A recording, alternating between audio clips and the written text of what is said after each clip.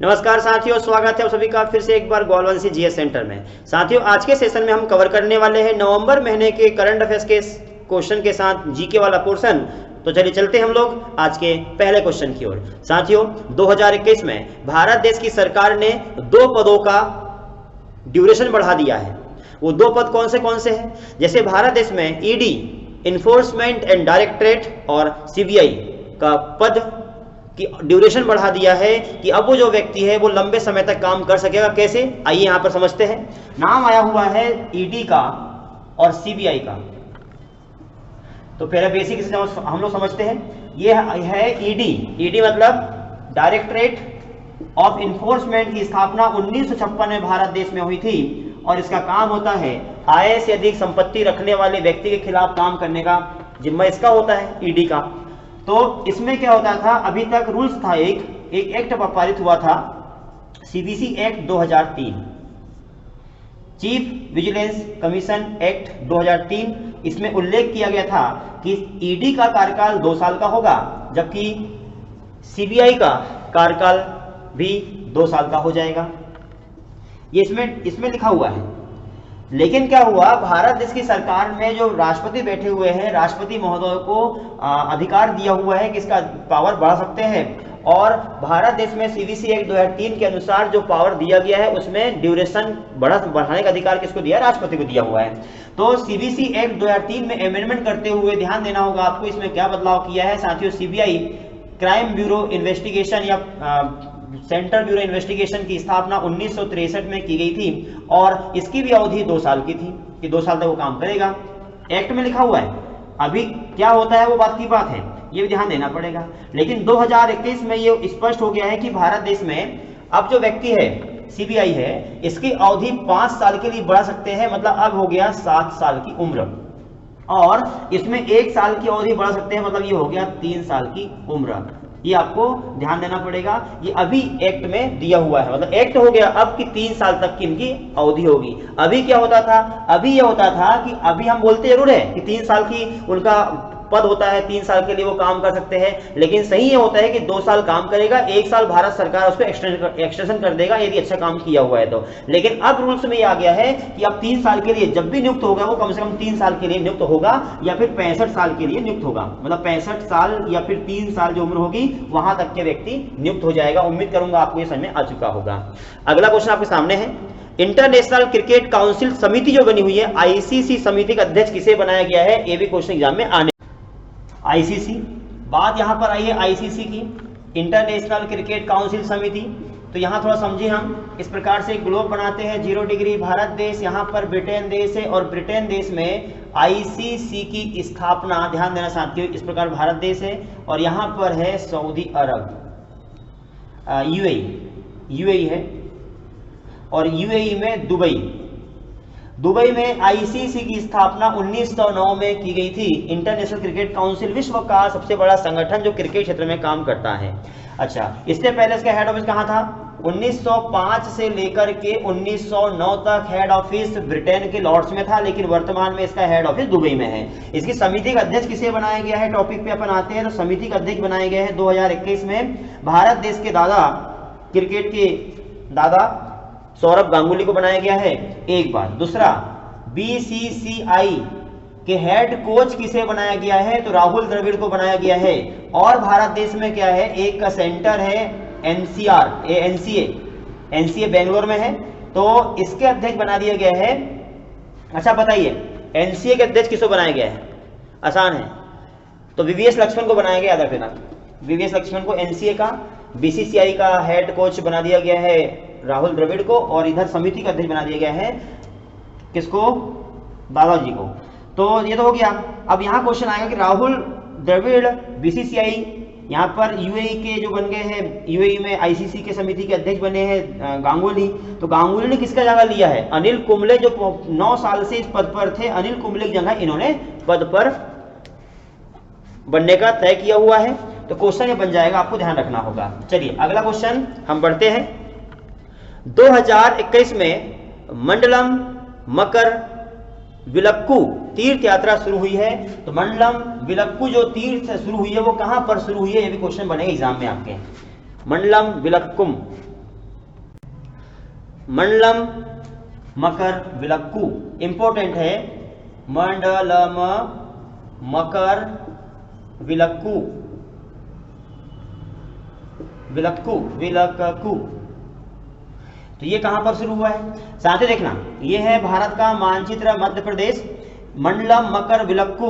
यहाँ पर देखेंगे ये केरल राज्य है, और केरल राज्य में सबरीमाला मंदिर आपने सुना होगा, बहुत ही फेमस है। ये विरोध का कारण बना हुआ था। यहाँ पर ये निर्णय लिया गया था कि भारत देश में जो भगवान अयप्पन को समर्पित मंदिर है, सबरीमाला मंदिर केरल राज्य में स्थित है। इसकी विशेषता है कि यहाँ पर भगवान अयप्पन को समर्पित है। यहाँ पर पुरुष ही तीर्थ यात्रा कर सकते हैं, महिलाएं नहीं जाएगी, या महिलाएं वो जाने वाली जो बच्ची है, या फिर जो उम्र से ज्यादा है, 50 साल से ज्यादा उम्र की महिला है वो, या फिर छोटी बच्ची जा सकती है। जो नौजवान महिला है वो इस क्षेत्र में यहाँ पर जाने से उनको प्रतिबंध लगा दिया गया था, इसलिए विरोध हुआ था।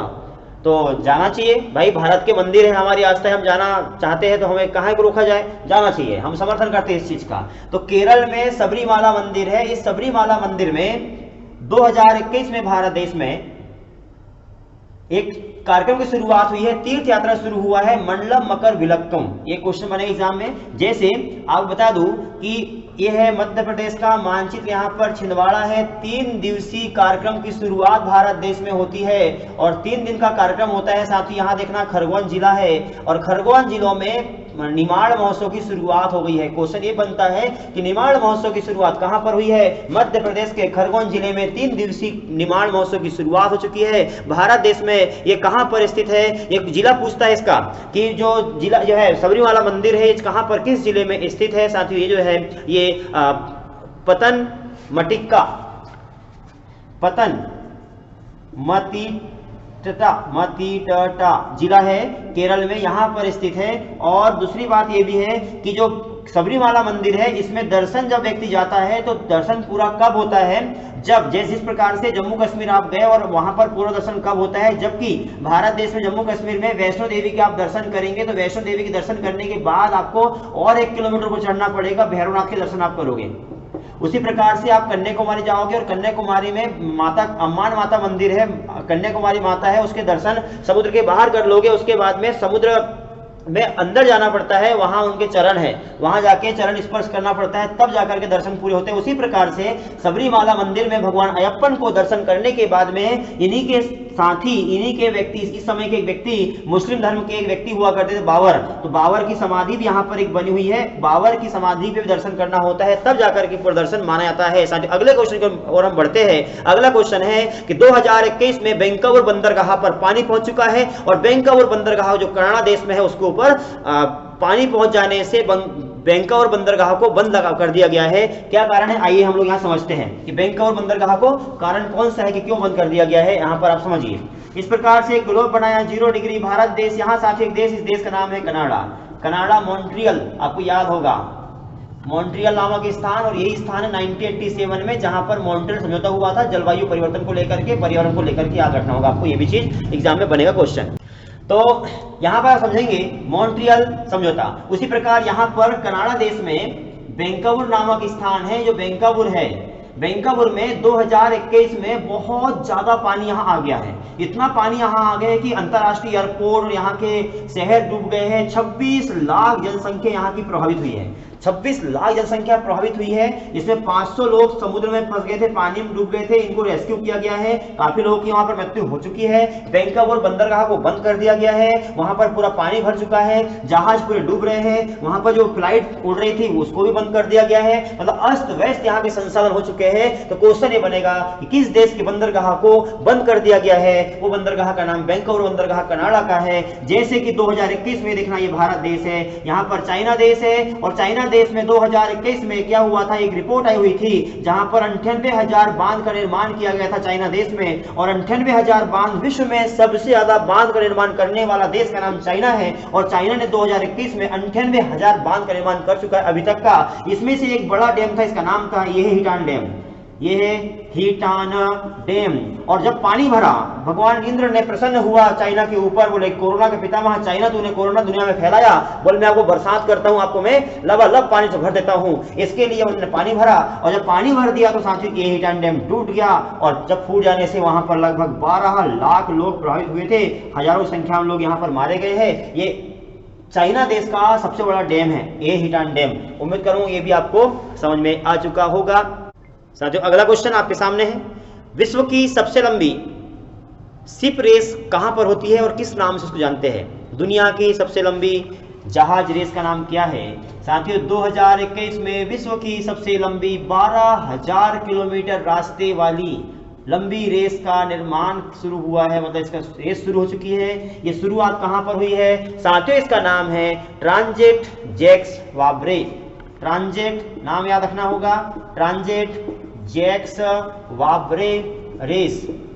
ये किस देश में होती है यहाँ पर समझिए इस प्रकार से, ग्लोब है 0 डिग्री भारत देश, एक देश यहाँ पर फ्रांस। साथियों फ्रांस में पेरिस शहर में एक शुरुआत हुई है रेस। तो ये क्वेश्चन यहाँ से बनने वाला है, कहाँ से कहाँ के बीच में 12,000 किलोमीटर की रेस होगी। साथियों इसमें 4 प्रकार के शिप आपको देखने को मिलेगी, 4 प्रकार की शिप, 13 देश इसमें भाग ले रहे हैं, 79 बोट इसमें गई हुई है। और फ्रांस देश में 12,000 किलोमीटर रास्ते वाली रेस का शुरुआत हो चुकी है, और इसमें ढेर सारे जहाज भाग ले रहे हैं। जब 79 जहाज भाग ले रहे हैं, ये जहाज जीतेगा कौन? साथियों इसका रेस का है 12,000 किलोमीटर का रास्ता आपको तय करना होगा, 14 दिन से 23 दिन के बीच में करना होगा। ये रेस का लक्ष्य रखा गया है, और ये कहां से कहां के बीच चलने वाली है? साथियों फ्रांस देश में पोर्ट ले हाब्रे नामक स्थान से कैरेबियन द्वीप के मार्टिनिक नामक स्थान तक ये जाएगी। तो याद रखना